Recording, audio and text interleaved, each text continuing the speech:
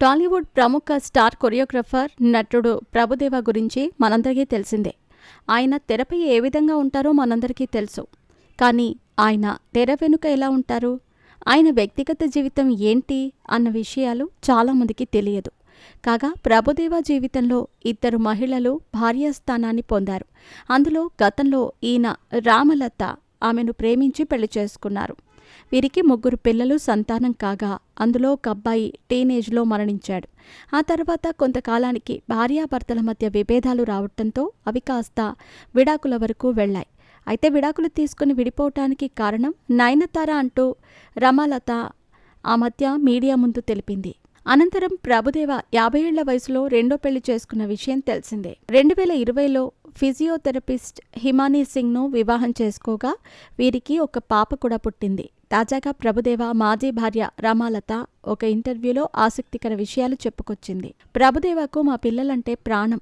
వారిని ఎంతో అపురూపంగా చూసుకుంటాడు. నా 2 కొడుకులకు కూడా తండ్రితో మంచి అనుబంధం ఉంది. వారు బయటకు వెళ్లాలనుకున్నప్పుడు నాతో పాటు ప్రభుదేవా అనుమతి అడుగుతారు.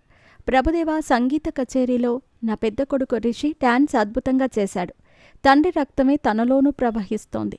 అందరూ వాడి డాన్స్ చూసి ఆశ్చర్యపోయారు. అలా ఎలా చేయగలిగాడు అని అడుగుతూ ఉంటారు. అతడు కేవలం 2 ఏళ్ల నుంచే డాన్స్ నేర్చుకుంటున్నాడు. హీరోగా కూడా అవకాశాలు వస్తున్నాయి. చిన్నవాడికి మాత్రం సినిమాలపై ఏమాత్రం ఆసక్తి లేదు. తను డాక్టర్ అవుతానంటున్నాడు. విదేశాలకు పంపించి బాగా చదివించాలనుకుంటున్నాము. ప్రభుదేవాకు నాకు విడాకులయ్యాయి. అంత మాత్రాన మా మధ్య ఎలాంటి గొడవలు లేవు. పైగా నాకు, నా పిల్లలకు అతడే సపోర్ట్గా నిలబడ్డాడు. ఎన్నడూ నా గురించి ఒక్క మాట కూడా చెడుగా మాట్లాడలేదు. అందుకే ఆయన్ని ఎప్పటికీ వదులుకోలేను. అయితే ఒంటరిగా పిల్లల్ని పెంచటం అనేది కష్టమే. ఆ కష్టాల్ని నేను అధిగమించాను. మంచి తండ్రిగా ప్రభుదేవా నా పిల్లల కోసం ఎప్పుడూ నిలబడ్డాడు అని లత చెప్పుకొచ్చింది. ఈ సందర్భంగా రమాలత చేసిన వ్యాఖ్యలు సోషల్ మీడియాలో వైరల్గా మారాయి.